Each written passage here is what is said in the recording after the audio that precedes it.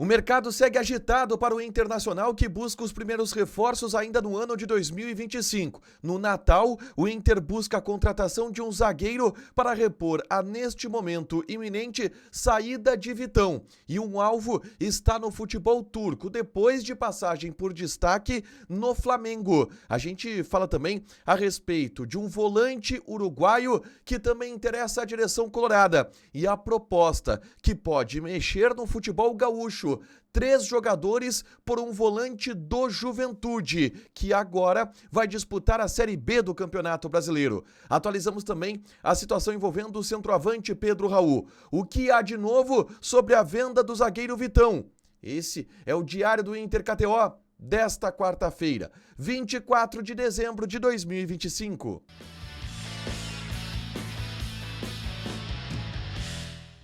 Tudo bem, gente? Obrigado pela participação aqui. Não esquece de deixar teu like, de inscrever, de ativar as notificações. Bora falar do Internacional aqui no A Dupla. Nesse vídeo, um resumo do que de mais importante aconteceu no noticiário colorado ao longo dessa quarta-feira. Vamos falar muito sobre movimentos do mercado de transferências do Internacional. E eu começo falando do interesse que o Inter tem pelo zagueiro Léo Duarte. 29 anos de idade, fez sucesso no futebol brasileiro pelo Flamengo e está interessando ao Inter, que busca um zagueiro destro que possa suprir a ausência deixada ou que será deixada por Vitão, que deve ser vendido no final dessa temporada.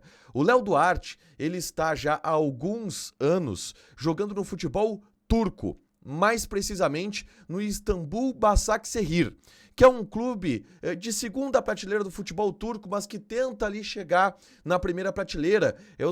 É um clube que está sempre ponteando junto aos 3 grandes da Turquia. E o Léo Duarte é um cara que tem muita moral lá no Istambul Başakşehir. Qual é a situação contratual deste jogador? Ele tem vínculo até a metade deste ano de 2026. Então, a partir da virada do ano, ele já pode assinar um pré-contrato com qualquer equipe. E a ideia dele é retornar ao futebol brasileiro. Só que é claro que o Inter procura e precisa de um zagueiro para o início da temporada. E para isso vai ter que compor financeiramente junto ao clube turco, já que o Léo Duarte é uma das lideranças por lá, e uma entrevista recente dele, inclusive, ele disse que tem uma ótima relação com os donos do clube, com o presidente do clube, com a cidade em si, ele tá muito bem adaptado a lá. Bom, o Inter monitora e vê a situação do Léo Duarte como uma situação que pode ser aprofundado, um jogador interessante, dentro de uma ideia de reposição que o Inter tem para quando houver a saída do zagueiro Vitão. O outro jogador que também é prospectado pelo Internacional que eu trago agora é o César Araújo. O César Araújo é um volante uruguaio, tá? Que estava na Major League Soccer, jogando pelo Orlando City e que agora não renovou seu contrato com o clube norte-americano, que inclusive comprou um volante do Internacional, que é o Luiz Otávio. O César Araújo surgiu de maneira muito interessante no futebol uruguaio e o Inter está analisando a possibilidade de fazer uma investida nesse jogador, porque o Inter procura primeiro volante. Esta é uma das carências de cara identificada pela direção do Internacional. O Luiz Gustavo é um jogador que está conversando com o Inter e dará resposta nos próximos dias. Caso não dê certo com o Luiz Gustavo, o César Araújo é uma possibilidade, mas o Inter não avançou de maneira definitiva ainda por este jogador. Ele está livre no mercado depois de não renovar o contrato com a equipe do Orlando City, mas o Inter aguarda justamente essa definição, envolvendo o Luiz Gustavo para saber se investe ou não no César Araújo. Mas o volante que o Inter está investindo também, além do Luiz Gustavo, é o Mandaka, volante do Juventude, que pode atuar pelo lado esquerdo também do setor do meio-campo. Ele é um segundo ou terceiro homem de meio-campo. E o Inter fez uma proposta para o Juventude pelo Mandaka. Não uma proposta oficial de papel timbrado, mas o Inter está sondando o Juventude para saber se o Juventude não se interessa pela possibilidade de mandar o Mandaka por um pacote de jogadores do Internacional. E aí o Inter quer montar um pacote com jogadores que não vão ser aproveitados pelo Paulo Pesolano no ano que vem. O goleiro Kehler, o volante Ronaldo, que inclusive passou pelo Juventude, e o zagueiro Cleiton Sampaio. O Inter quer mandar esses 3 jogadores pro Juventude em troca do Mandaca, já que o Juventude pede algo em torno de 9 milhões de reais pelo jogador.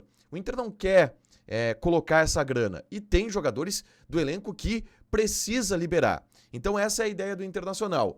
Pegar o Mandaca e mandar 3 jogadores para o Juventude que não seriam aproveitados pelo Paulo Pesolano. Na tarde dessa quarta-feira, eu gravei um conteúdo aqui no canal falando sobre Pedro Raul, atacante que está muito perto do Internacional, já que o Corinthians, que é o clube que detém o seu passe, deu o ok para um contrato de empréstimo entre Inter e Pedro Raul, onde o Inter pagaria somente uma parte do salário do jogador. Ele ganha 700 mil reais por mês no Corinthians, o Inter pagaria 500 mil reais para o jogador. E o resto seria composto pelo Corinthians.